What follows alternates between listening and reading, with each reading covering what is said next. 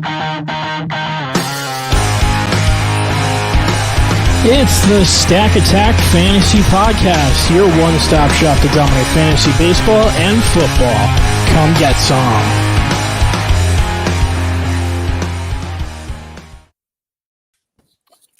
Oh, yeah. Yo, baby, yo, here we go. Let's start the show. It's the Stack Attack Fantasy Podcast. I'm your host, Jeff Trella, and with me, as always, my brother from another mother, it's Trader Andy. What's good, bro? What's up, man? How you guys doing today? Love the shirt. Yo, if you can't beat them, join them, right? Yeah, there you go. All right. You know what's funny, too? Yes, that was the joke. That was a joke to make you guys laugh. Jeff, I'm leaving. I'm leaving. I'm going to sleep. The best part about it is that I wasn't going to wear one today, and my wife was like, oh, you're going on vacation in a couple days. You got to wear the last one. I'm like, oh, all right. I'll do it. So I don't know if I'm going to last the whole show with it, but we'll see. You made flowers for me. So what's good, man? Everything all right? Hanging in there? Yeah, Tired? Yeah. No, I haven't ready to go? Amped up? Fired up. I don't know why I'm so fired up about football, but I'll just roll with it. All right, Nick, you done adjusting your lights over there? You ready to roll? I don't know what the hell happened. My mother-in-law came over the other day and cleaned this whole room, and now the lights are all screwed up, so I give up. I can't fix it. Now I got a field goal going on here. Yeah, it looks good, man. I'll take went it. Right through the uprights, man. We're talking some Scott Fishbowl today, so there'll be a little bit of kicker talk, so not bad. Never talk trash about the in-laws, but yours probably don't watch, so you're good. No, she don't watch. my wife don't even watch. So we're good. Where's the support, man? Come on. It's sleeping right now. All right, Nick. We always start the show with something positive, man. Take your victory lap. What's good, bro? Completion of the Scott Fishbowl. My draft took 6 days, and we're good. All amped up about it. We're excited. Yeah, we're gonna talk about your draft in just a few minutes. Andy, you got something to take a lap about? What do you have? What are you doing? Well, my the one thing I want to talk about was I actually projected that Duran from the Red Sox was going to get promoted right after the All-Star break. I told you a couple weeks ago you were looking for steals. I said, this is your guy. You said, no, he's not coming up. They're not going to ruin the morale of the team. I was like, he didn't get on to the All-Star, the Olympic team, so I knew he was coming up, and you picked him up just in time, and now it's going to cost you less money than everyone else. $2, bro. $2. Yeah, perfect. Spent $2 out of $1,000 budget. Thank you. Thank you. My victory lap is also baseball related, but it's because there's no baseball right now. And you guys know my crash and burn is always that I have 17 teams. I screw up my lineup because I forget on a daily basis. Oh, look at this guy. Yeah, I can't keep it on, man. There's too many flowers. You don't want me to take this off. This is my crash and burn too. Then. So yeah, that's my victory lap. Like is taking a break from baseball, not screwing up my lineup for 3 consecutive days. And I get to come out of my 2 main leagues. The number one I told you about is, TGFBI. Obviously, I'm in the top 40, so I'm making a run at that. That's my my number 1 league. My number 2 league is Andy Spiteri, man. That's my brother, and he's going through some stuff right now. His home league, I joined in on, and that league I got Duran and Brujan, and in the in TGFBI, I have Brujan, which I've been writing about all month. So that's my victory lap. So every time we take a victory lap, a lot of times we end up crashing on our face. Nick, you got anything went wrong with you today? Not really. Nah. Actually, no. I can't find anything. That's all good. I can't find anything. Your lighting, bro, because it's good. Your lighting's crashing and burning right now. See, what happens is I'm vertically challenged, so I can't get that light bulb, so it's just not going to happen. And on a side note, this is a Brickashaw Ferguson jersey. So wow, I'm rocking some O-line. I thought it was Mangold at first. No, I need a Mangold jersey. Nice. All right, Andy, what's your crash and burn? Oh, my crash and burn is, first of all, I'm a baseball guy, and I think I'm in my 8th football draft already. And I said I wasn't going to do any, and it just keeps sucking me in more and more. And my biggest burn is there's a guy I covet so much, and he keeps getting drafted before I can pick him, and I'm going to have to do another draft until I get him. So I'm going to keep going until I get him. Tyler Boyd in the slot for the Bengals. They're going to double up on Chase. I think he's going to get a ton of receptions. So you're crashing and burning because you're not getting enough of them? I ain't get any of them yet, so I'm going to keep going until I get them. All right. My crash and burn is also football related, but it's not fantasy football. It's more as a fan. dude, Nick, help me out with this, man. Xavier Howard, like, you got to be kidding me with this. So they're saying he's basically going to get traded within the next couple days. I think, what is it? Thursday is which is tomorrow is the deadline. 4 o'clock, I think. Yeah, tomorrow, 4 o'clock. Right. And you know, the 5-year, $75 million contract he signed last year apparently isn't good enough right now. Not good enough. So after a year, now he needs a 5-year, $100 million extension on top of that. So the problem is they're trying to reset the market. I mean, the Jets completely fleeced Seattle, and I don't even think there's a question to it because now Jamal Adams wants to hold out because he wants Aaron Donald money. He wants $20 million a year. Yeah, have fun with that. He's not that good. No, blitz boy. One dimension. So I mean, Nick, they'll probably get like a 1 and then some, maybe even like 2 1s for Howard, right? Like, I mean, he's a star. Yeah, so, I mean, you're going to take Jamal Adams. So. I mean, you're going to take the Jamal Adams base and try and go off of that. But I mean, that was a fleece job. I don't know if that's going to ever be reciprocated. Jets going to lose May too. Oh yeah, but I think he's gone next year. The problem with Howard though is that like the team's ready to take a step, and now he wants to leave, and now he wants to leave over money. So he's all about the money. You know what, Jerry Maguire, you don't need that. Go. Peace out. So all right, very, very, very special episode today. We got a lot of people coming on, and I hope I don't screw this up because all these technical things behind the scenes are a little bit challenging. So we're going to bring on our first guest, our expert guest. He's going to stay with us through the duration. From Pro Football Focus, we're going to bring in Mr. Josh. Yeah, I have no chance at his last name. Josh, why don't you just tell us how to pronounce your last name? See, I always mispronounce names. Andy can't spell them. Nick just doesn't even try. So, so how do you say your last name? I could have said it better than that. Yeah, all right. Volume. Josh, volume, man.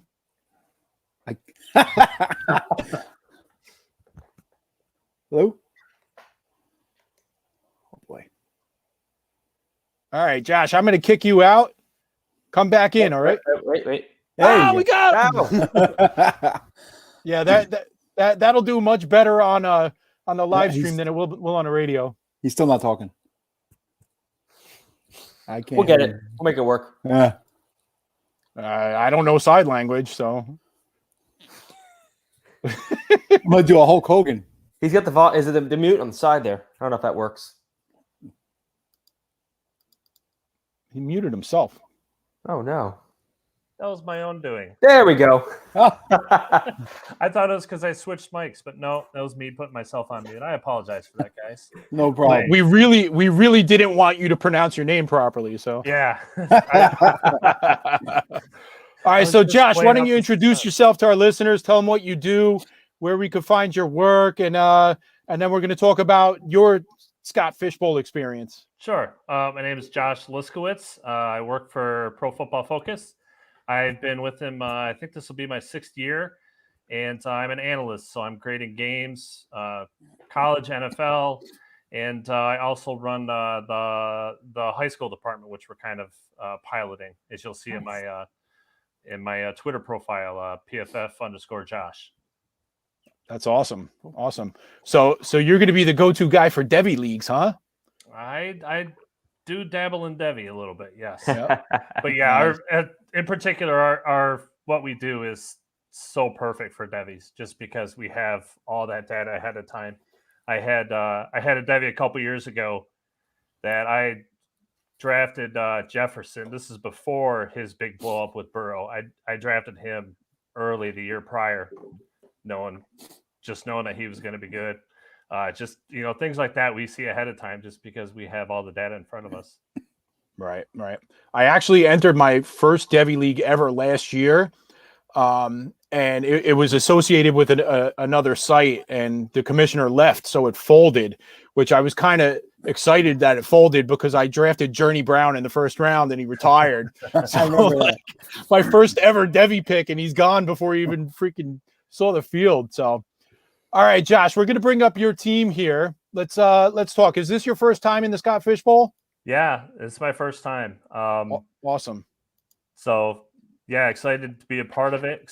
I was excited to get the number 1 pick until I realized that joke was on me, the 3rd round reversal. Oh,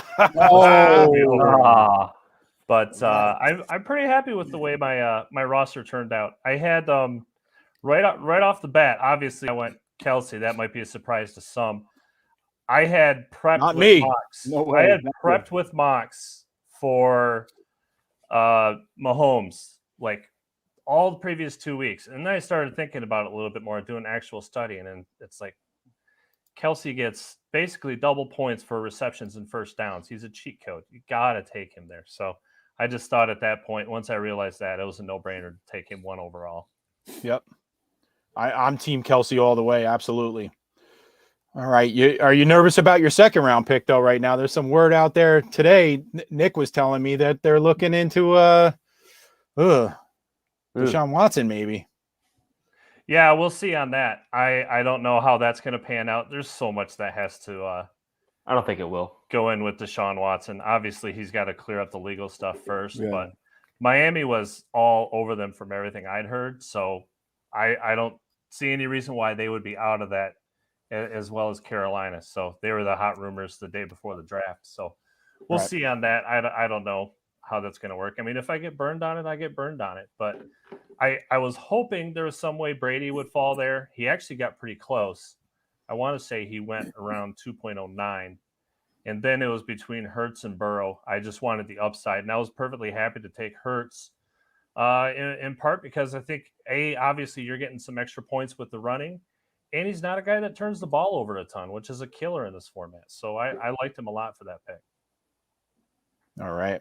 And we could see that Justin Jefferson, you've been following him since high school, apparently. So we got a little bit of a hybrid 0 RB guy here. So yeah, that was definitely my plan. And it went as far as that was part of my plan with these 2 receivers, because certainly Ridley was part of the equation, but I really wanted Mike Davis. I wanted Davis to be my first running back at 5.12, and it didn't work out that way. He went quite a bit earlier than that, if I remember correctly. In ours, I think he went around 5. Yeah, he went quite a bit earlier than I expected. Josh, I was trying to take him as my RB4, and I got sniped, and I started throwing things in my room in the 6th round. So 507. Yep. Yeah, so I thought I was going to have that, and I was going to be golden with my first 5 picks. Miles Sanders is probably, in my opinion, my sketchiest pick. I don't know if I fully trust him, but I do think as far as running backs go, what he does is, as far as being a receiver, he's a reasonable player to stack with Hurts. So I thought that was a nice little variant play. And let's be frank, we're not playing against just 11 other people. We're playing against 1,000 other people here. So 1,900, yeah. Variance with what we do. Yeah, there's got to be some variance with what we do. Probably got to have some stacks that plan out. Obviously, you see later on, I picked up Jalen Reagor, who was another guy I wasn't terribly keen on, but at round 16, and considering I had those 2, I thought, you know what, that's a really unique stack that if that plans out, that's going to help me big time down the stretch. The 2 rookie running backs, those were 2 guys I had targeted before the draft. I knew I wanted both those guys. I was very happy to get them. Would have been happy with Trey Sermon as well. In fact, I think Sermon was there at 7.12. But I was perfectly fine with Carter. I just think he's in a perfect situation. He graded out fantastic for us at PFF. And I really like the upside of a lot of those Jets guys. I think this is going to be a really unique year for them. Obviously, they're going to have some growing pains with a rookie quarterback, but there's a lot of explosive talent there. If you're looking at all the skill guys, Mims, I really hope he takes a step forward. I loved him last year. So I'm very happy to get Carter there. Judy, I just thought that was a value at that point. That's a great pick. That's awesome. Right there.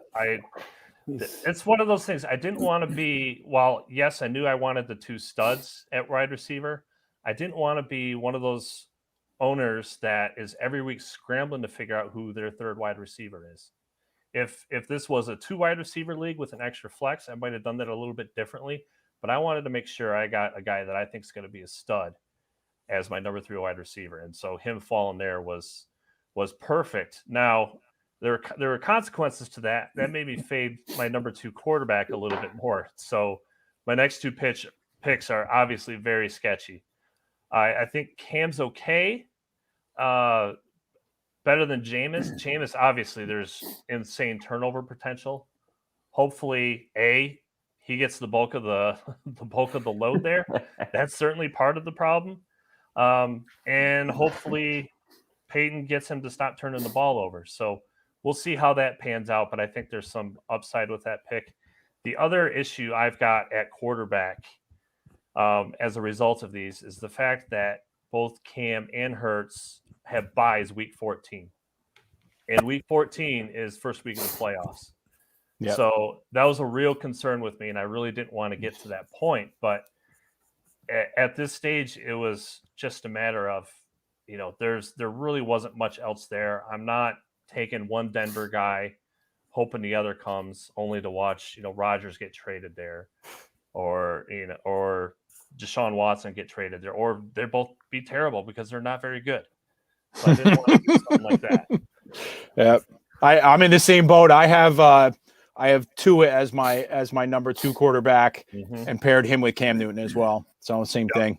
But I was lucky enough, and we'll do our 3 teams last. But I was lucky enough to pair it with Tyrod as well. I took a 4th quarterback, just like you did. But we'll see. I don't know if he'll still be alive by week 14. But yeah, see, that was definitely my plan at that point, was to take Tyrod as my 4th, and I could have there, but I thought at that point, San Fran is in this win now mode.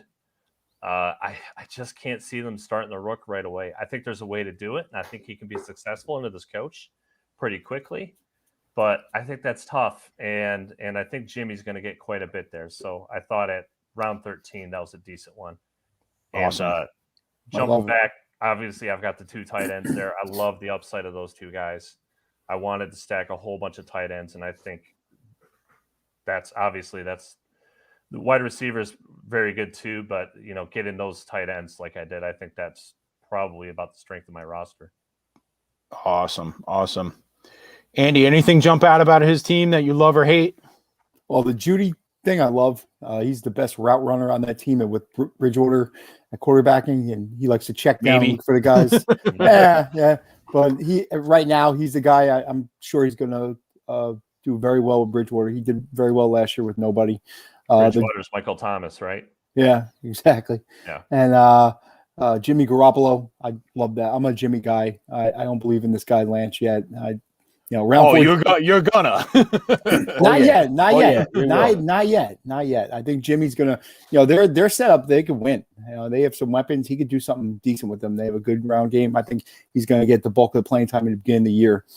He did take 2 place kickers, which we can talk about if you want. But I was thinking about grabbing 1 or 2, but I was going to grab 1 too, and then these guys are like, "Do not take a place kicker." So you're off the podcast if you take a kicker. All right, I wasn't allowed to, so I really was going to take one. And then I was like, "Oh, all these rookies take place kickers." I'm like, "Well, I'm a rookie, so but I didn't take one." So it's 21st, 22nd round. Those 2 guys in particular are stable guys. Matt Gay was best kicker in the league last year. He's on a team that's going to put up points. And look, guys, I'm a Detroit guy, so I've seen Stafford his entire career. They're going to stall out, and they're going to be kicking some field goals too. And certainly that's going to be the case with Prater in Arizona. I don't understand in the realm of kickers why so many other guys went in front of Matt Prater. I mean, he's got a monster leg. He's in a dome. He hits everything from 50 plus. That offense is gonna struggle in the red zone at times. I just thought he was money. And then Philip Lindsay is the guy I love. So I thought that was a great value there. I'm a big Lindsay guy. Yeah, cool. I thought it was pretty clear DJ had taken some steps back last year. I know probably right now they're talking about how he's in the best shape of his life. You know how the offseason goes. But I think Philip Lindsay's going to win that job. And he's a very good receiver too. And they're going to have to check the ball down and do all that kind of stuff. I think he's a great fit there. All right, cool. Josh, you're in the division with Nick, right? In Imagine Dragons? Sure am. Yep. Oh, yeah. I'm a little disappointed because I came prepared with this prop and it doesn't. Oh, it kind of shows up. I made my hat. That's Yes, I love it. Division here. So there that's we go. horrible. Yeah. Is that just because there's no Imagine Dragons There's nothing. paraphernalia out there? There's nothing. Well, I don't know if there is or not, but yeah, that's Josh, that's did the you division I pick- was trying to get in. Yeah. Well, what was your reasoning behind it? Behind. Are you a fan or? Oh no, that was just where I got placed. Oh, you was got my placed. Number one. Zeppelin Oh, was Tool. my number All right. two. Yeah, we like you. All right. Cool. Yeah. All right. So I you didn't guys, understand quite how that worked. So if I had been smart, I would have looked for something more obscure for my number two. But Tool's always the Right. number one. cool. All right, we're gonna bring on somebody else from your division right now. We're gonna bring on Drake Schrader. Hey guys, how you doing? You there? All right. Drake doesn't want us to see him, so Hey, here we are. What's up? it's all right. What's up, Drake? How you What's doing? How are we doing, guys? All right. So you're in Imagine Dragons also, right? I am. Yeah, I've gotten to know Josh and Nick's play style pretty well over the past couple of days. So All right. So why did you pick Imagine Dragons, or did you get placed in and had? I think Imagine Dragons may have been the recycle pile. But I shot my shot with Earth, Wind, and Fire, and with Blink 182, and I guess both of those filled up pretty quickly. So here I am in Imagine Dragons. Hey, not a non-fan, just wasn't my first choice. We must have been like the last 12 to make the cut to get in. I think And so. He didn't have anybody in that band, so we all got shoved into it. Yeah, I definitely didn't think I was gonna snatch a spot, but got that email on Father's Day, so probably one of the last ones to kind of slip in there. Nice. Awesome. Can I tell you guys something funny? Is Nick got in? Me and Nick actually were in the first wave, so we were placed early, and he picked Imagine Dragons because he's like, nobody's gonna pick this. I'm gonna get the pick I want, and I'm gonna be in there with a bunch of idiots that don't know what they're doing. And then it was like maybe 2 rounds into the draft, and he's like, "Oh, this backfired. These guys are sharp." Yeah. Look at this roster. You're in trouble, Nick. Yep. Oh yeah. Oh yeah. Wow. I love these All right. first 3 picks actually. All right, Drake. So why don't you talk us through your roster a little bit and what your mindset was, what your strategy was, and we're gonna rip it apart. Yeah, I'm excited. All right. So I was sitting at the 105. That was the slot I requested. So that may have had something to do with my placement in the league as well. But I really love picking in the middle. I know being able to kind of see who goes before me. So I made the tough decision to go Lamar Jackson over Josh Allen. And for me, that was kind of dependent on the scoring settings in the league, looking at the completions and incompletions, kind of relying on the fact that, Baltimore added some of those passing options, but they're still going to be pretty much a run heavy offense. So wanted to capitalize on some of Lamar's red zone capabilities. And I haven't taken him in a lot of my startups. So it was kind of wanting just to flip the mold a little bit, see if I could differ my roster from some of the other 105s that were all pretty much, unifying around Josh Allen seems to be where he was falling. So felt super confident going with Lamar and then following it up with Chubb.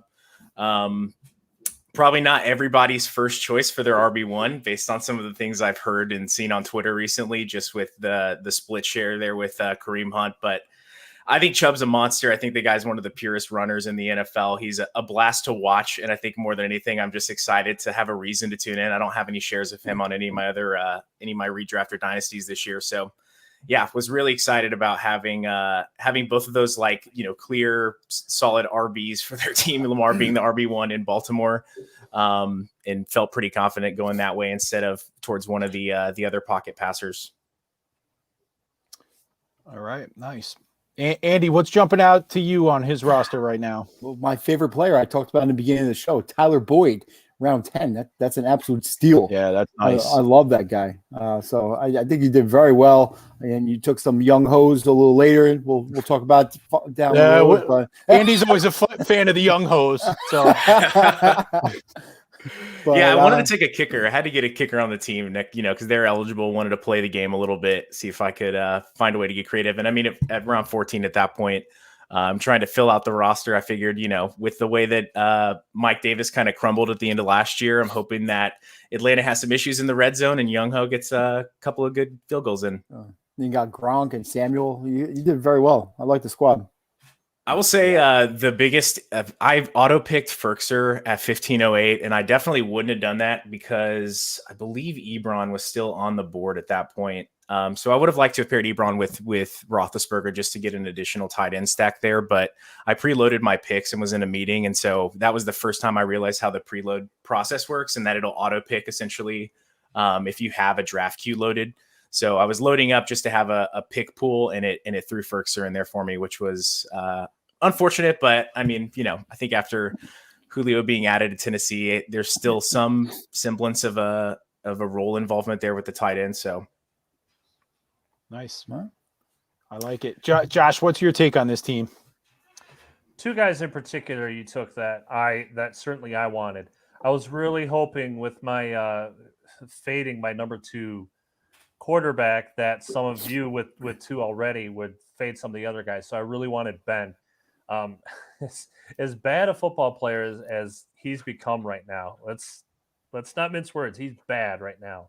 For this format in this league, he works because he throws so short, so quick. He's not going to take sacks. He's not throwing into high turnover areas. He's going to move the chains with first downs. So I like him a lot in that area. I think he did a good job with that pick. And with my tight ends, I wanted Gronk. I think there's just a ton of upside with him this year. OJ Howard's OJ Howard. Obviously, there's a lot of mouths to feed there, but I do think there's a lot of potential upside with Gronk in year 2 out of retirement and having actually lasted all of last year. Let's see how he does this year down there. Yep, I wanted a piece of Gronk too. I didn't get him in my division, but I've been saying this for weeks now. He's only 5 months older than Travis Kelce, so everybody thinks he just came up so quick and was just such a stud from day one, and we're not used to that from the tight end position.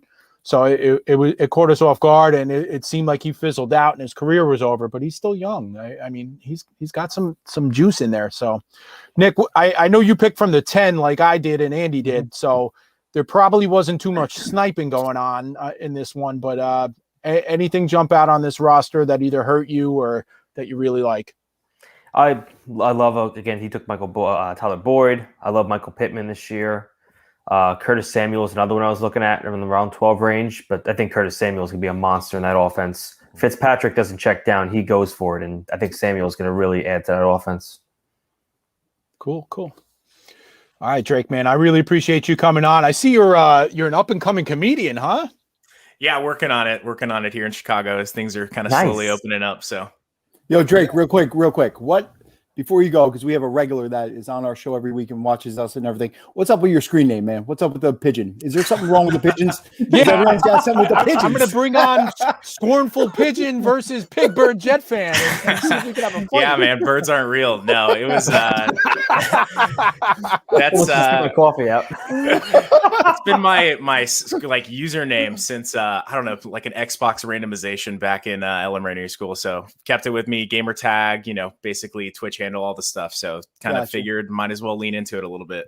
All right, sounds good. Awesome. All right, appreciate you guys. Appreciate it. Great, thanks for coming on, man. Take care, We man. appreciate you, man. We'll definitely check you out, and I want to keep an eye on how your team does, man. Yeah, me Thanks, too. bro. Absolutely. Thanks, guys. All right, be All right, well. Drake, good luck. All right. So we're moving on from Imagine Dragons. Finally, little bit different on the next guy that's coming on. We're gonna bring on Wesley Booth. He's at I'm the Red Herring, and one of the reasons I wanted to bring him on is he actually is not in the Scott Fish Bowl. He's in the Scott Fish Bowl satellite. So we're going to break down his roster, and we're going to talk about it's all the same scoring and everything, right, Wes? Right, same scoring, but best ball. Right, best ball. So I'm curious how Nick and Josh are going to break that piece of it down. So Wes, let me get your team. Let me find it. Why don't you tell us a little bit about yourself, and I'll pull your team up while you're chatting. Okay. All right. Well, I've been playing for a couple decades now. I think the highlight of my career was going to the World Championship in Vegas. Did a little writing here and there. There we go. And I thought about getting into the Fishbowl last year and got into it this year. Got a couple of my buddies in, and it's been a blast so far. Yep. Now, do you guys have like a group chat and all that the same way as the others do? Nice. I know you were in our so you picked from the 10th spot, right? Yes, I did. That's how you introduced yourself to us. All right, so I can't. It doesn't show us in draft order, but this is your squad right here. So you obviously you went with Waller in the first round. Why don't you talk us through your roster build? And I think I see sort of a like a modified zero RB, Nick. I'm curious what you're going to think about this. I see your guy at the top of the running backs. I do like it. But then he waited a little bit. So this is very interesting. I like this build. So talk us through it, man. All right. Well, I had about 8 or 9 guys I was hoping made it to me at 10, and none did. And so Waller was the choice there. And I was hoping Herbert would make it back to me. He didn't. So Brady ended up being the choice there. This is a roster getting sniped here and there. But Cousins actually made it back to me. Sorry, for what it's worth, if I would have had the second or third pick and Kelsey had gone 1, like I took him at 1, I would have taken Waller. So I think you're getting insane value there. I think Waller can be every bit as good as Kelsey in this league. Exactly. And getting him at the end of the round works out. Mm-hmm. Yep. And then I wanted to leave with at least 2 quarterbacks in the first 4 rounds. And a couple of guys went before me. So went with Eckler in the 3rd and picked up Cousins in the 4th. After that, I kind of was just going best player available for a little while, filling out things here and there. And running back value just wasn't there. So I ended up doing a kind of a modified zero RB thing. Chase Edmonds was kind of the very end of the tier of guys I'm kind of comfortable with for an RB2. And then after that, the tight end spot, I kind of went with some upside guys. And same thing, just going with the best ball format, trying to find some guys that I have big weeks here and there. It's still in progress, and I'm going to end up with a few kickers just for the hopefully floor side of things. So if nobody else works out for the week, hopefully I've got 6, 9, 12 points sitting there from him. It's not bad. All right. My favorite thing about this roster is the quarterbacks, because with the best ball format, these are all guys that have monster weeks. They pile it up. So it's kind of a good collection right there.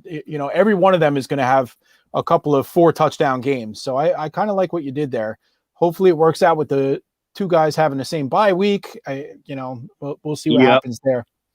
But Nick, what do you like about this roster? Or, rip it apart if you want. Austin Eckler, 3rd round. Go ahead. I was just going to say Austin Eckler. We know. I got him at the 3 spot, also 3rd round. That was my favorite pick. I love Austin Eckler this year. I do love Gus Edwards in a 0 running back strategy. Edwards is going to get his playing time. Michael Carter. Love Carter. I mean, wrong side. I mean, it's pretty obvious. I'm loving him this year. I think quarterbacks nail on the head. Awesome. They can blow up. Fitz can have a 5 touchdown game, or he'll throw a no-look touchdown pass, get his face mask ripped off. That was just a sideline pass. It's set up. All right. It's set up a field goal. So we all love Jared Cook here. We think in that offense he could definitely put some points up, and even the receivers. I mean, Yolanda Thielen, Thomas, Samuel, Marvin Jones is fallen in a lot of drafts I'm seeing, and he's going to be a great value pick, especially in best ball because he has huge weeks. I think he went in 13th to 14th round in our league. It was crazy to see him start to fall. But even in best ball, it's even better. Best ball, it's great. You don't have to worry about it. Just absolutely, very, very solid. Josh, I have one guy I want to ask you about on this roster that I'm very interested in. I don't have any shares, but I have in the past. Is Tyrell Williams? Mm-hmm. Do we expect anything out of this guy? Because the sky looked like it was going through the roof 2 years ago, and it just never developed. Now he's out there, seemingly with some opportunity. What do you think? Well, that's what it's all about, right? I mean, considering the value, just for the opportunity. That's certainly why in my league I took Amon-Ra where I did. I was perfectly fine with him as love him. I was perfectly fine with him as wide receiver 4 on mine. I think he's going to be filling in as 3 in quite a lot of weeks for me. But this kind of the same thing applies with Tyrell Williams. Maybe not quite as tailor-made for this format because he's going to work a lot of vertical, but at the same time, I mean, there's no one else there besides the tight end and a rookie. So when you're looking at that point, especially when you've already got Samuel, guy perfect for this, Thomas, same kind of guy, Thielen is still going to get his. Marvin Jones, we talked about. And who knows what Aguilar is going to do? I mean, he had a monster year last year. He could be really good with Cam. But all of a sudden having a guy with Tyrell Williams is, it looks like your wide receiver 6, but he might get 100 plus targets. That's pretty big in my opinion. Nice. All right, Wes, anything else you want to talk about? Any questions you might have had about your roster before we let you get going? Nah, I'm just thrilled to be in it this year, and getting a couple more of my friends into it that were iffy about the format at first has been a blast, man. The chat's nonstop, so I can't wait to do this again next year too.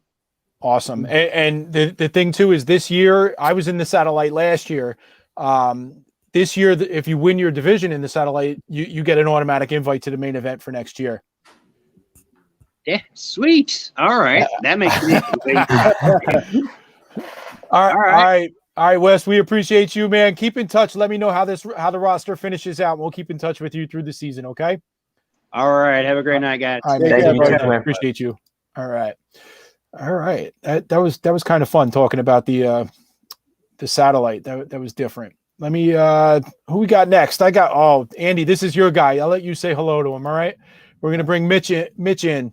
What's up, you're Mitch? in the Tribe Called Quest division, right? Absolutely. Yep. First choice. And I feel like everyone in that division wanted to be in the Tribe division. So there's kind of like an instant like brotherhood going on there. And like based off the group chat too, you could tell like everyone was coming to play in this group. Like there was no messing around when it came to our draft picks. Like right from the get-go, like Jackie Boy, he set up the group chat and it was like, all right, let's get this going. But yeah, thanks for having me on, guys. This is awesome. Welcome. Yeah. How you guys all doing today? Yeah, pretty good. First, my first question is favorite Tribe Called Quest song. Probably Electric Relaxation. I mean, that one's always just the best one everywhere you go. And I mean, living in New York City now too, it's like every single bar you go to, at some point in the night, you're going to hear a Tribe Called Quest song, no matter where you go. So yeah, I mean, Midnight Marauders is the best album too. So the Low End Theory, bro. Come on, man. Yeah, I mean, we're old school. We grew up on that. I'm 31, so He's younger than us. I'm a little younger, but like I'm just saying. Oh man, that hurt a little bit. I was okay with the song, but Low End Theory, man, come on. The Low End Theory is great. Obviously, it's an amazing album, but Midnight Marauders is so good. I was 14 and it came out man. That was my thing. Dude, that album came out the exact same day that the 36 Chambers of Death came out as well. So that was a good day. Yeah.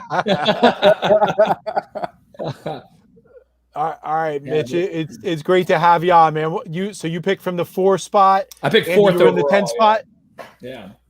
So I'm gonna ask you to break down your roster, what your whole strategy was, and then we're going to see if Andy was pissed off at you in any way. Well, so my strategy going into was I wanted to get at least one of the top 3 running backs off the board. So I wanted either McCaffrey, Dalvin, or Derrick Henry. I wanted one of those 3. And at the 4th spot, I knew I had a really good chance just based off of like what I saw in the mock drafts of how early quarterbacks were going on. And then in the next round, I knew that I could get a top end, or at least a top 10 quarterback. And so I went with Brady. And I was just going to go back and forth for the first 5 rounds with running back, quarterback, depending on how things were falling. And I remember texting my brother, after the 3rd round reversal, being like, I don't know if I'm going to be able to get Jalen. I kind of want, Joe Mixon just based off all the camp hype and them getting rid of Giovanni Bernard. I saw like massive upside with him. And then Jalen fell, and I couldn't have been more excited about that. And then in the next round with the running backs, I think it was like DeAndre Swift was left, Kareem Hunt. I don't like anybody on the Lions. I mean, yeah, sure, there's guys that are going to there's guys that are going to get the ball, but it's at what cost? I mean, like, how often are they going to be by the goal line? They brought in Jamal Williams. I don't like Swift this year. I think he's just a time bomb on people's roster. So I was like, well, out of the camp, Melvin, I don't think they're going to use him as much as people think. And I like Javonte, what they're saying about him, so I took him instead. But then I was kind of left in like a really weird no man's land of like, do I take Mike Evans or do I, hold out for Antonio Brown later on or Chris Godwin? But then I just kind of pulled the trigger because I really wanted the stack. and then because I got sniped in the fourth round or the fifth round by, I think someone took Mike Evans like right before, or not Mike Evans, Michael Thomas right before me, and so I was like, all right, I guess I'll do running back. But I decided to go with the double stack for my quarterbacks with Devonta Smith and Jalen and Mike Evans and Tom Brady, and I was pretty happy about that. And taking the number one for the Giants, yeah, it's not great with Kenny Golladay, but I mean, he was awesome in Detroit, so you know, how much worse can it be in New York? And I say that facetiously. All right, Andy, I'll let you take the first stab at this team. What do you like? What do you hate? Well, Javonte Williams probably went early, but I think by the end of this preseason, I think he's going to be like a early fourth round pick. I think he's going to win the job out straight. I think they might get rid of Gordon. I think you got a steal there in the fifth round. I love the guy. Love him. You know, Deshaun Watson, you know, that's a stab in the dark.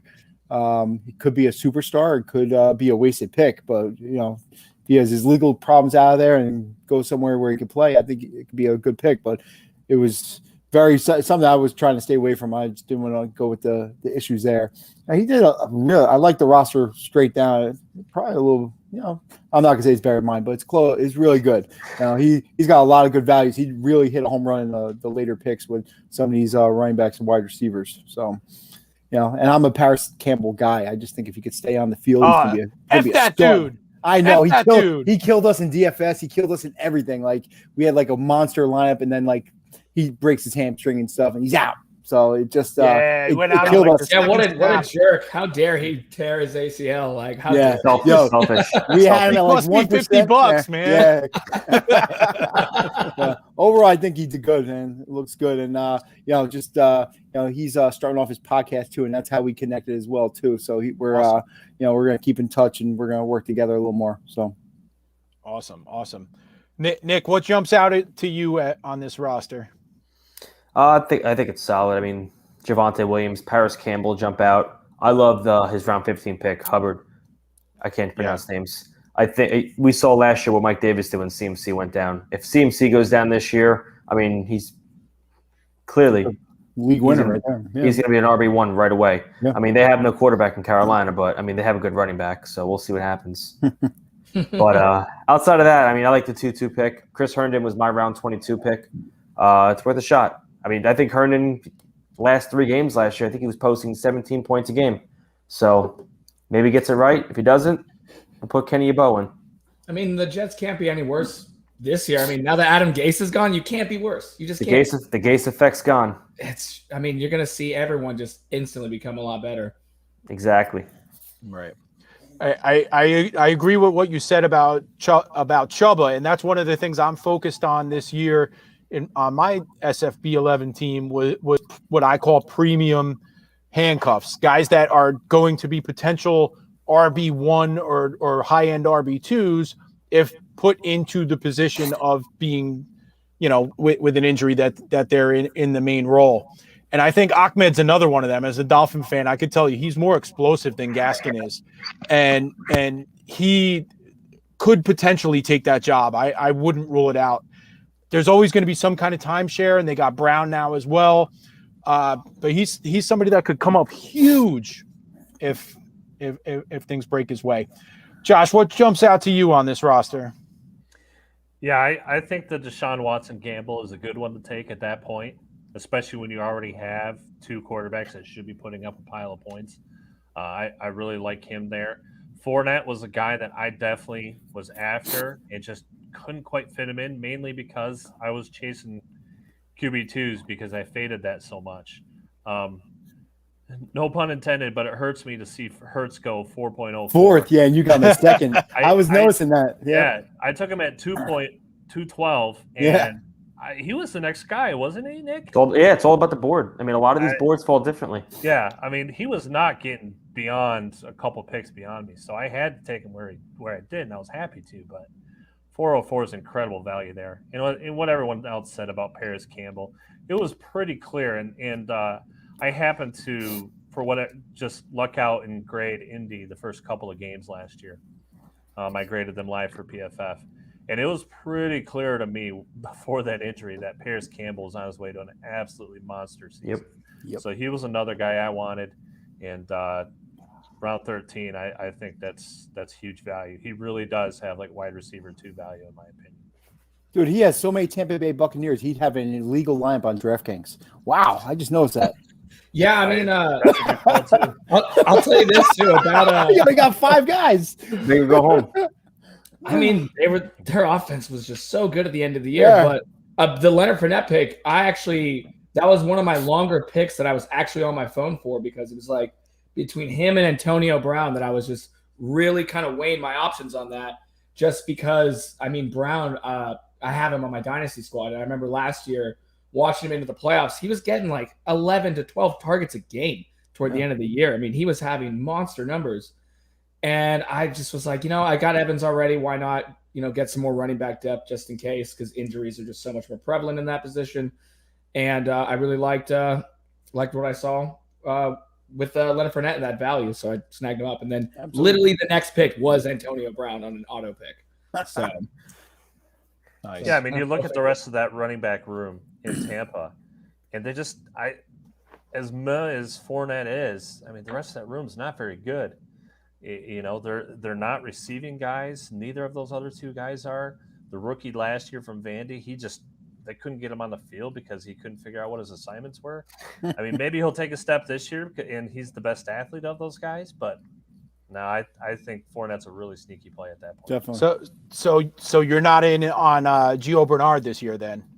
See, in now the PPR format. that's the one. That's the one. I was a little bit interested in him. Certainly taking him a little bit late. I think I wouldn't be at all surprised if he ends up going in front of the others. I don't think Gio's anything special as far as this receiving back. I think he's always been kind of just a guy. But, I mean, in this format, he makes a lot of sense in the later rounds for sure. Cool. All right, Mitch, anything else you got for us today? no, I'm just happy I'm going to win my league. So Nice. I like it. Nice. Listen, good luck with the podcast, man. If you need any help, you can reach out anytime. We've been doing this about 1.5 years. You got a couple things to learn about Bonita Applebaum, I think, though. But hey, we got it going on, man. All right, Mitch. Thanks a lot, man. I appreciate Be it. in touch, bro. All right. Catch care. Cool. That was a lot of fun, man. All right, Yeah. cool. All right. We're going to go into my division now, and I'm going to bring up my dude, Dustin. Dustin, what's up, man? It's the Beastie Boys. You guys all That's know. right, man. I'm in the Beastie Boys. Dustin, why did you pick the Beastie Boys division? Oh man, the Beastie Boys have been my favorite band since I don't want to date myself too much, but early mid 90s. I've just been rocking Beastie Boys as my favorite since middle school. So yeah. Okay, so favorite Beastie Boys song. Oh man, that's tough. Anything from License to Ill will get There you you go. going. There you go. Paul's Paul Boutique, Revere. there's some good Paul ones. Revere. Man, I've even gotten my 2-year-old son into some Beastie Boys. So he, anytime you ask him what he wants to listen to, he goes, Sabotage. There you go. Yes, that's amazing. I love it. Dude, you got the cutest kids, man. I think you won the Scott Fish Bowl on Twitter with your pictures between your kids, between your awesome kids, and your wife is also in the Scott Fish Bowl, right? She is. Yeah, this is her first year, and she is doing great. Her draft went really well. So yeah. All right. So did she beat you or you got the better Oh roster? man, that's close. She took some cues from my snagging rookies idea. So she's got a lot of rookies just like me. I just wanted to swing on some of those wide receivers there. And rookies across the board, really. That was one of my big ideas there. So hopefully it pans out. I think you ran into the wrong division then, because our whole division was about it.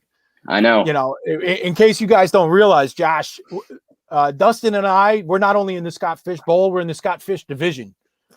We're in League Number 1, Conference 1, and Scott Fish was picked at the 1.12. Dustin was at the 8 spot. I was at the 10 spot. So really awesome experience we've had. Our group chat is fire, man. Like, oh yeah, it's nonstop, man. I feel like I made new friends that I never would have had before. So I think that's what the whole thing's all about. So well, that certainly explains the third round reversal if Fish had 1.12. Yep. Yeah, exactly. So Dustin, before you go over your roster, the most important question here: was your wife in Britney Spears division or was she in Slayer division? Katy Perry, that's her go-to. So yeah. You nailed it, Josh. Awesome. All right, let's walk through this roster. Dustin, tell us what you got and why you did it. Yeah, so last year I was in Scott Fish Bowl, and I've always been late round QB. Even in Superflex, I had to go late round QB last year. Didn't really. Well, actually, I got lucky. I got Herbert in the 17th round last year. So if it wasn't for that, I would have been pretty screwed. So I decided I wanted to flip that a little bit. I went Kittle first round last year. Decided, okay, I'm gonna go quarterback first this time. So yeah, I wanted that high end quarterback, and then wanted to grab a couple high end running backs after that, since that gets pretty shallow pretty quickly. And then yeah, from there I wanted another good quarterback before we got down into the I didn't want like a Baker Mayfield or anything like that for my second quarterback, and wanted to hit that high upside. So I went with Trevor Lawrence for that, his rushing ability, and I like his weapons that he has there. So decided to grab him. I mean, you gotta do something to put yourself, set yourself aside, make yourself different from the rest of these teams with such a huge tournament. So went with Trevor Lawrence there, and then I was able to grab a couple, high end wide receivers after that. From there, I just, started grabbing high upside guys. Jeff, I think you wanted Trey Sermon, and I'd snagged him before you were able to get him. And then, yeah, Tyler Higbee, I think he can be great without Everett around. We saw what he did last time Everett, wasn't available. He did really well. So I'm hoping that he can just continue what he did last time Everett wasn't on the field.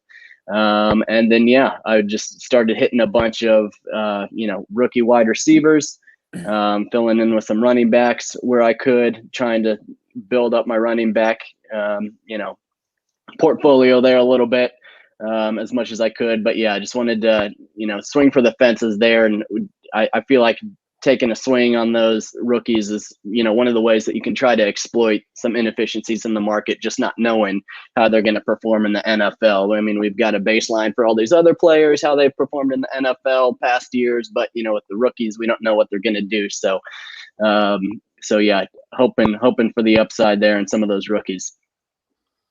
All right. Yeah, I could count on the left side alone. I could see 3 snipes right there. I was actually, and it may work out for me. I don't know. He cried. I wanted Trevor Lawrence. That was my plan. I actually almost took him in the 3rd, but when Aaron Jones was there for me in the 3rd, I had to jump on that as my second running back. So I was praying that Lawrence came back to me at 4.10. Didn't make it there, so I ended up having to reach for my guy Tua. I had to have a share. My wife tried to tell me who to pick in every single round, and she was like, Tua. So I had to give her one, Yep. That's our guy. Sermon, like we said, I thought I could get away with him in the 8th round. You made me wrong there. And then I wanted to take Higbee as my tight end 1. I'm actually kind of happy I didn't get him because I like my combo. I ended up with Jonnu Smith, who I wanted as my number 2, but when I got Robert Tonyan as my number 2, it kind of made up for it. So that combo worked really well for me. Andy, why don't you take a look at this roster? Tell me what jumps out to you first. Well, 2 of my favorite players he took. Obviously, you just talked about Higbee. I think with Stafford, I think he's just going to grow this year, and I think he's going to be an elite talent. I think you got a good deal there. I'm a Chase Claypool guy. That's my guy. I loved him for years. I bought his rookie cards. I drafted him in every single league. Love him. And the last thing I'm going to say is, and no one else on this podcast will say this because I know who they like, but I love pick 21, Joshua Kelly. He is going to be backing up Eckler. And if anything happens to Eckler, they have people who might, puncture his lung or something. Joshua Kelly's coming. Oh, damn. Yeah. I'm just saying. Dude, they're horrible over there. So I'm saying Joshua Kelly could be the steal. He could be a running back 1 in that offense. I agree. I think Nick has a guy that he thinks otherwise about, though, right? Of course. That's why I said it. Who's the other guy on LA that you like? Roundtree. Larry Roundtree. Yep. All right, Josh, what do you think about Larry Roundtree? You know this guy? We interested in him as a handcuff, or do we think Kelly is still the handcuff? I'd probably go Kelly. Yeah. I don't know. All right. I wasn't terribly interested in either handcuff, but I mean, But he does have Eckler, and I mean, in round 21, it was something he should have done and did well. Well, that was clearly part of your strategy too, because you took Jarwin and you took Schultz, which I absolutely love. I don't know what to think of Jarwin. Obviously, he was supposed to be something last year, got hurt. Schultz was really good. Yeah. I don't see why it's any kind of foregone conclusion that Jarwin's just going to jump him. Schultz was a really productive player for them. And I mean, I drafted him around the same place in our league, but I love that as a handcuff. And I hope Jarwin takes over again, but yeah, I had to grab Schultz there in case there was any kind of a timeshare, or if they just went back to Schultz, I had to have a safety blanket there. One of the other things that jumps out to me too is obviously you have a lot of rookies. Some guys that I absolutely love too, both Elijah Moore and Amon-Ra. I think they might be two of the most productive rookies, regardless of position this year. But I think your first 6 picks really sets you up to be able to take those gambles on those guys because they're so solid. I prefer going wide receiver because I think it's a little more stable. Those guys don't get hurt quite as often. But Kamara at 205 is steal. I think he's running back too. Yeah, I didn't think he'd be there. Yeah, so him in the middle of the second round is nuts. Eckler is really the same boat. I mean, he could be just as good. So getting those guys, I love the quarterbacks you got. There's lots of running upside with both of them. And then for whatever reason, DK is that receiver that seemed to fall a little bit. That's really on that top tier. Mm-hmm. So great value there. And I think Cooper can produce a lot too. So just starting out so hot with all 6 of those picks, I think that really sets you up. And, we talked about it when I went over my roster. Variance, I think, is really important. If you're have any hope of winning this thing, your roster is going to look different than others. You're going to need to rely on maybe an Elijah Moore goes absolutely bonkers as a rookie. Maybe Dalton Schultz, has a huge second year and Blake Jarwin is just an afterthought. Maybe Davis Mills comes in and is amazing for some reason. I love that pick. I love it. Yeah, it was a little. I was questioning that pick a little bit, but yeah, we'll see. I showed showed this roster to Jake Trowbridge today, and he said, with my top 4 picks, I've guaranteed my team to have 7,000 rushing yards. So nice. Nick, you got anything to add with this roster? I think Andy and Josh kind of I absolutely touched everything. Yeah, I love rounds 12 through 16. I love Elijah Moore. I think he's going to break out at least mid to second half. AJ Dillon's a steal. Jamal Williams had a role last year as the RB2, and I think Dillon's going to have some kind of role. And Rondale Moore, I drafted also. I mean, he's going to be – you have D-Hop. You have AJ Green who can't stay healthy. And then I think Rondale Moore is going to have a big-time value in that offense. Nice. Even though he's like 5'7" like me, but still. I think he's still going to be very good. We're both vertically challenged. All right, Dustin. I know you got some kids to tuck into bed unless they probably went to sleep a couple hours ago. Yeah. Anything else you want to talk about on your team before I let you out of here? I was excited about Devonta Smith. What do you guys think between him and Jamar Chase? Who's going to be the better wide receiver this year? Josh, why don't you take this one? I think it's Chase all the way there. It's kind of a weird situation with both. There's a lot of mouths to feed, but there's just an instant connection with that quarterback with Chase. Yeah. And it's that quarterback's second year. I guess you could say the same thing for Philly, but I still think Philly's in a weird situation where they're trying to feel everything out, and they've, there's a lot of moving parts there, tough to figure out. So I would probably lean the other way, but I can't complain about Smith, especially there. Yeah. Nice. All right, Dustin, I'll be in touch, man. We talk every day now, so you're like my new BFF. I love it, man. Yeah, it's been great getting to know you, and I appreciate you having me on. All right, man.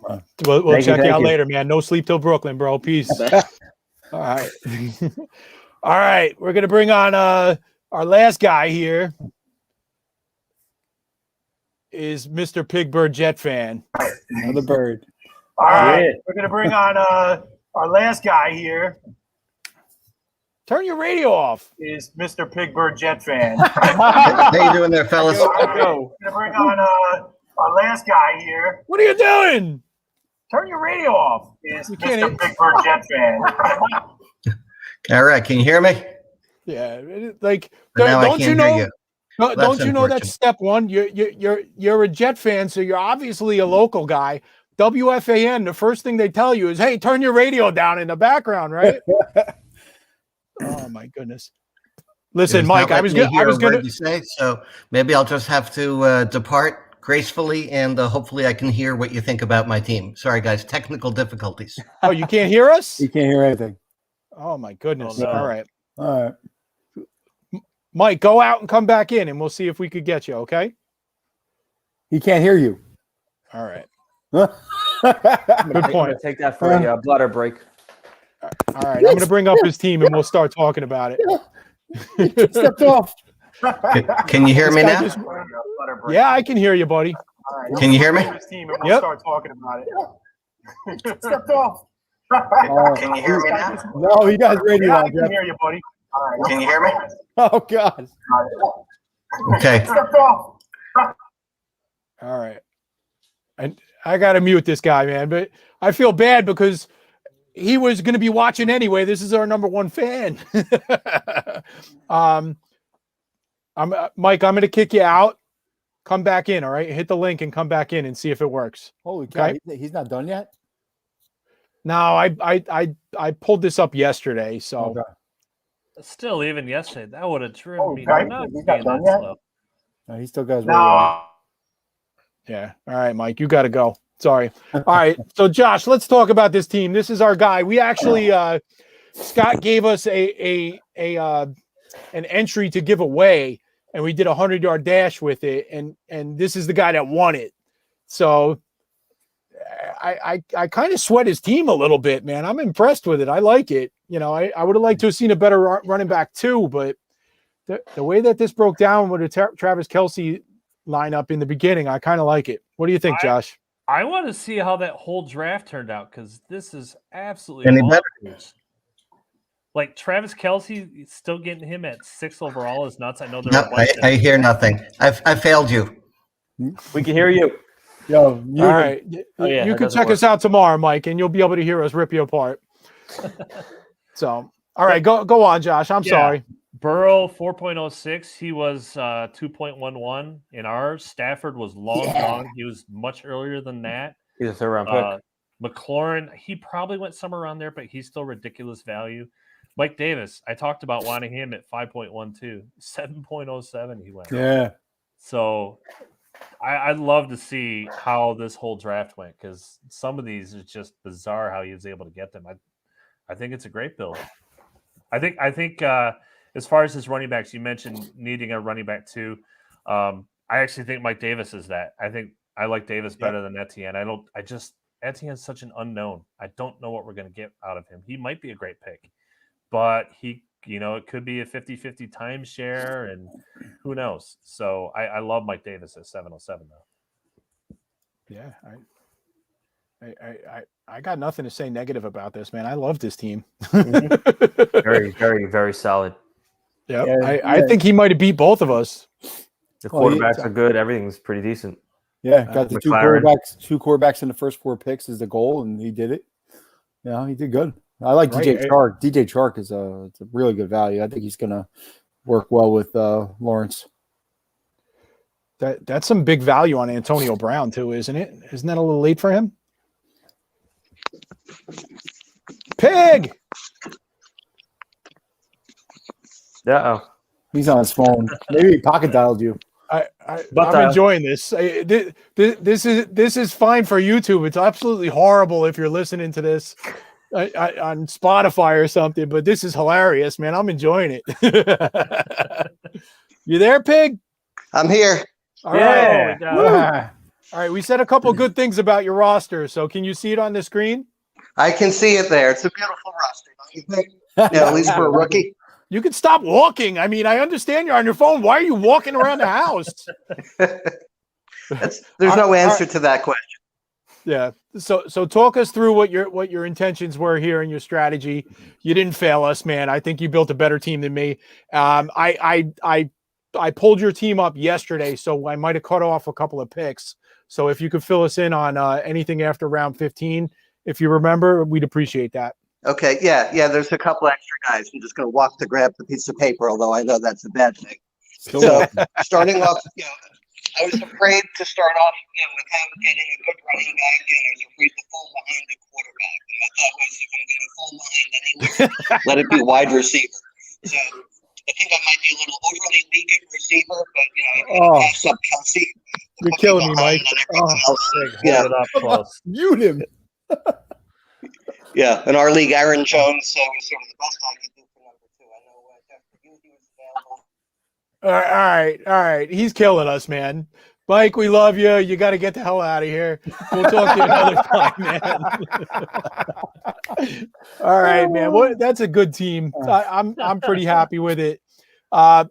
Pig Bird, just do me a favor and send me the final version. I'll reach out to Josh and the 4 of us will give you a critique of the whole roster once you're done. All right.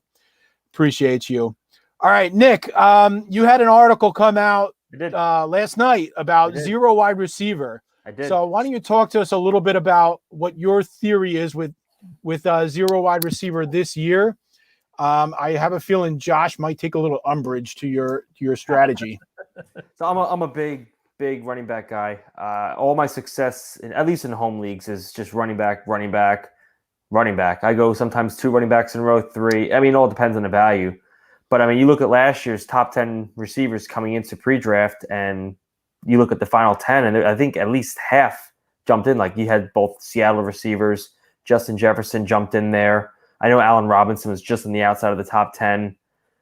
Ridley, he came in there. I mean, he was pretty highly ranked regardless, but I mean, AJ Brown, Juju still hovered around where his average spot was.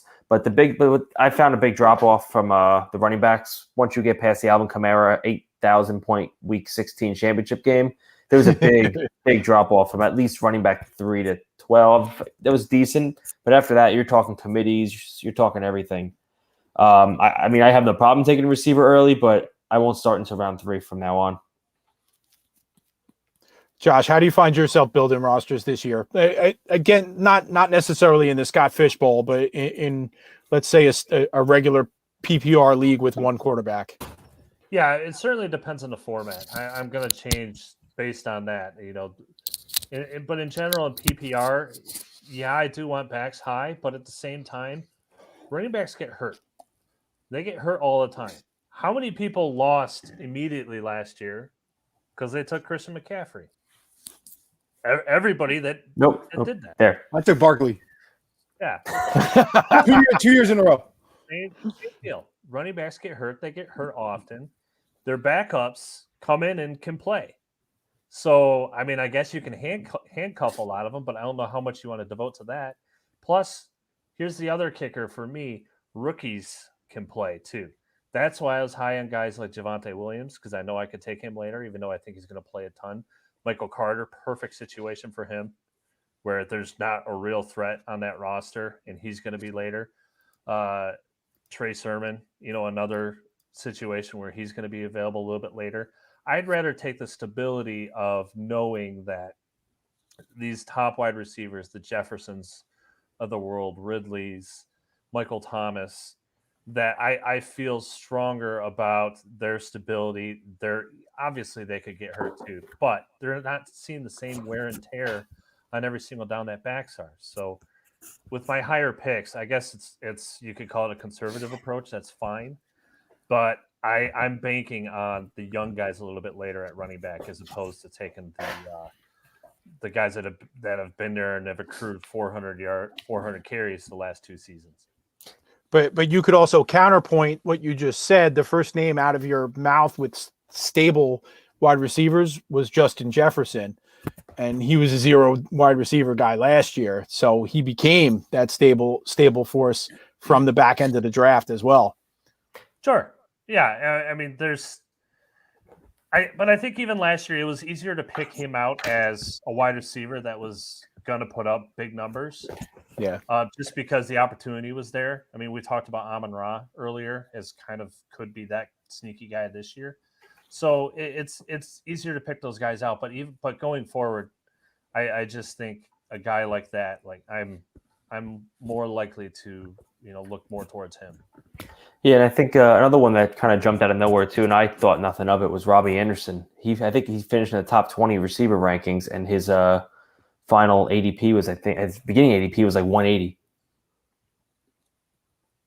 Nice. So. Yeah, that's certainly to your point. You're looking for the Robbie Andersons of the world for sure. Did not expect him to go down out of nowhere. Numbers, especially with that quarterback situation. Did not expect that he would fit that at all. So to your point, you want the Robbie Andersons to pair with those early running backs for sure. Mm-hmm. All right, guys, we're going a little long here. We're already well over an hour. This has been a lot of fun, man. This is a really, really cool thing we did, trying something different. Josh, I really appreciate you coming on. You brought a lot to the table, and we're going to be taking a look for your work later on. Andy, anything intelligent to say before we get the hell out of here? No, not today. I spoke about football too much. I got to focus on baseball now. No such thing. No such thing at all. I'm the baseball guy, Josh. So football doesn't rest. Man. I'm already through like 8 football drafts. I've already done 8 too many, and I got our baseball guy has done 8 football drafts, and we're in early July. Football is king. We have problems, dude. That's it. That's it. Well, Josh, we just introduced Andy to Dynasty this year, so we did a startup together. That was awesome. I think there might be a few more of those coming. That's my brand. I love Dynasty. I got into it a couple years ago, and every startup I do better be Dynasty or Debbie. Got to do it. Awesome. Yep. Nick, you got anything you want to add before we get going? No, you actually got a perfect timing. My low battery light just came on. Perfect. So charge your laptops before you live stream. That's we learned that the hard way with me a couple of weeks ago. Andy, you'll be happy next week.